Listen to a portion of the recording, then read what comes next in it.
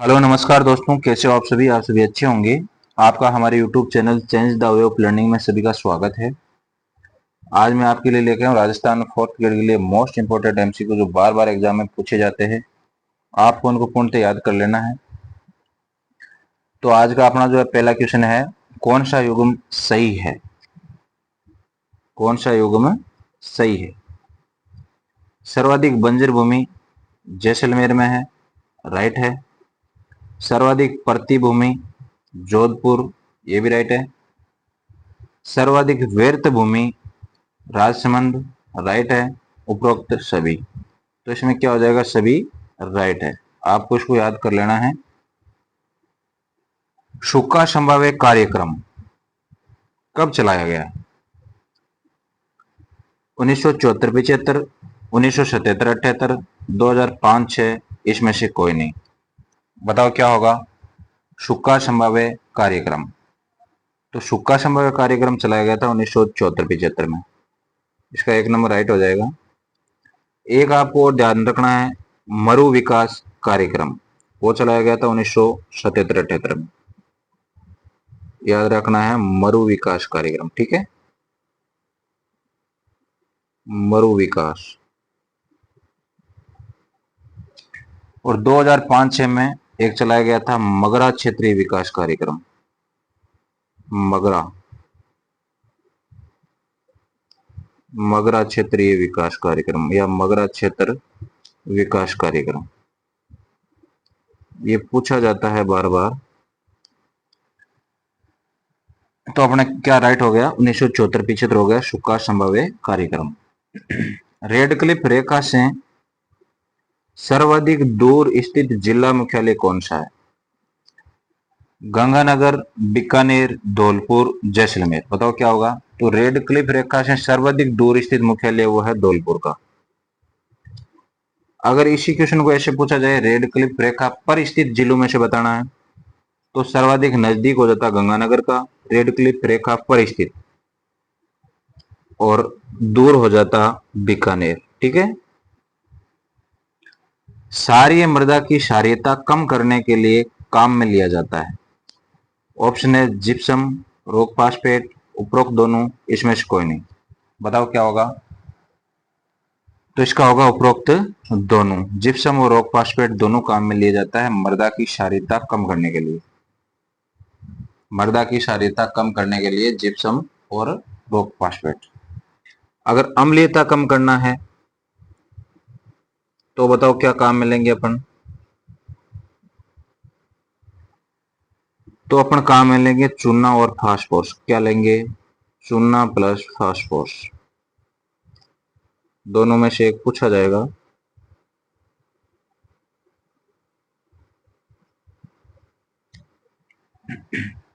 राज प्रशस्ति किस जिले में स्थित है। बीकानेर, राजसमंद, भीलवाड़ा, उदयपुर। तो राज प्रशस्ति जो है राजसमंद झील के किनारे स्थित है। और राजसमंद झील कहाँ है, राजसमंद झील जो है वो राजसमंद में ही है। इसे नौचौकी झील भी बोला जाता है। 9 सीढ़ियां इसमें, नौचौकी झील। तो राज प्रशस्ति कहाँ हो गई, राजसमंद में। एक इसे मिलता जुलता है राय प्रशस्ति। राय प्रशस्ति है जूनागढ़ बीकानेर में, राय प्रशस्ति। और राय प्रशस्ति कहाँ है, जूनागढ़ में। जूनागढ़ कहाँ है, बीकानेर में,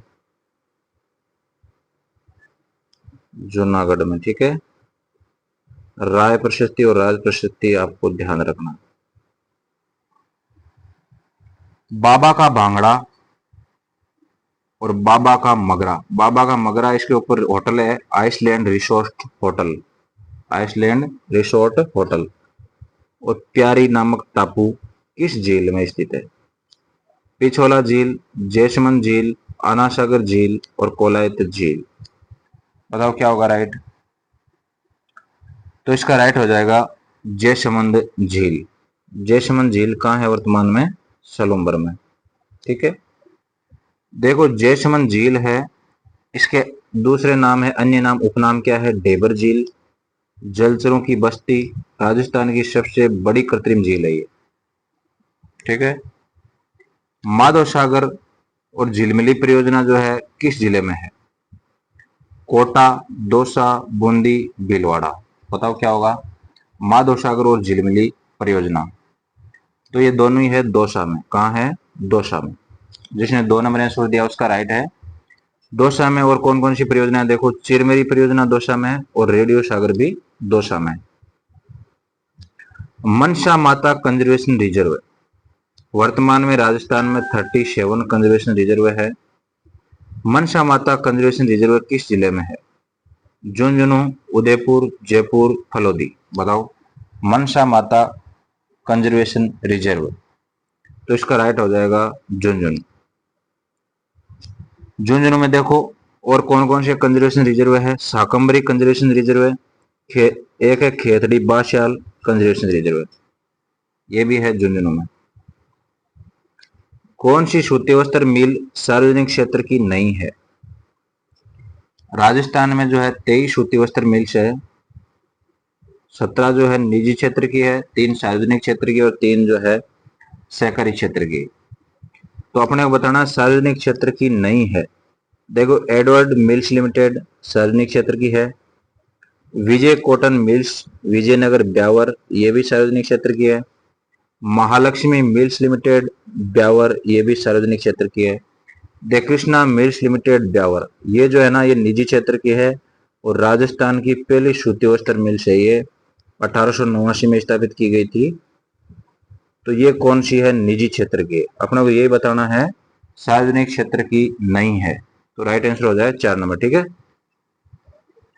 जस्ता गलाने के लिए हिंदुस्तान जिंक लिमिटेड की स्थापना कहाँ की गई? चंदेरिया चित्तौड़गढ़, देबारी उदयपुर, जावर उदयपुर, भिवाड़ी अलवर। तो इसका राइट आंसर हो जाएगा देबारी उदयपुर। तो देखो, बीकानेर जिला का पलाना, बरसिंहसर और बाड़मेर का कपूरड़ी किस खनिज के लिए प्रसिद्ध है? पेट्रोल, कोयला, गैस, डोलोमाइट। बताओ क्या होगा? तो इसका राइट आंसर हो जाएगा कोयला के लिए। जिसने 2 नंबर दिया उसका राइट है। सूर्य नगरी, सन सिटी, राजस्थान की ब्लू सिटी किस जिले को कहा जाता है? उदयपुर, बीकानेर, जोधपुर, चूरू। तो सन सिटी, ब्लू सिटी, सूर्य नगरी बोला जाता है जोधपुर को। सोम कागदर परियोजना और मानसी वाकल परियोजना किस जिले में है? डूंगरपुर, बांसवाड़ा, उदयपुर, चित्तौड़गढ़। बताओ कहाँ है? तो सोम कागदर और मानसी वाकल परियोजना है उदयपुर में। कहाँ है? उदयपुर में। बूंदी में देखो, मेज परियोजना बूंदी में है, गरड़दा बूंदी में है और चाकण और गुड्डा भी कहाँ है? बूंदी में है। राजस्थान की लंबाई और चौड़ाई का अंतर कितना है? देखो, राजस्थान की जो है उत्तर से दक्षिण जो है वो 826 है और पूर्व से पश्चिम कितनी है? 869 है। इसका अंतर कितना हो जाएगा बताओ? 9 में से 6 घटाया 3, 5 में से 2 घटाया 4, 6 में से 2 घटाए 4, तो कितने हो जाएगी? 43 किलोमीटर। ठीक है, इसका राइट आंसर हो गया 43 किलोमीटर। राजस्थान के 2 महानगर है, जयपुर कोटा, कोटा नहीं है, जयपुर उदयपुर, उदयपुर नहीं है, जयपुर जोधपुर और जयपुर अजमेर। तो जयपुर जोधपुर है। महानगर कौन से है? जयपुर और जोधपुर। गोरमजी सबसे ऊंची चोटी है, उत्तरी अरावली, मध्य अरावली, दक्षिण अरावली, इसमें से कोई नहीं।